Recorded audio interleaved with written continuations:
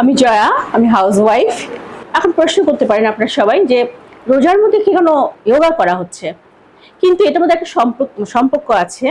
কারণ রোজা করার পর মানুষ একটু স্বাভাবিকভাবেই বেশি খাওয়া দাওয়া হয়, এর ফলে শরীরে যে ব্যালেন্স ডায়েটটা হয় সেটা কিছুটা হলে হেরফের হয়। আর এই জন্য আমরা যোগাটাকে বেশি প্রেফার করি এই রোজার দিনে। মানে রোজা করার পর একটু খাওয়া দাওয়া বেশি হয়, তারপর যোগাটা করলে সেটা একটা ব্যালেন্স হয়ে যায়। মোটমাট ব্যালেন্স মানে রোজা এবং যোগার মধ্যে ব্যালেন্স হলো, ব্যালেন্সের অ্যান্সার হলো এটাই।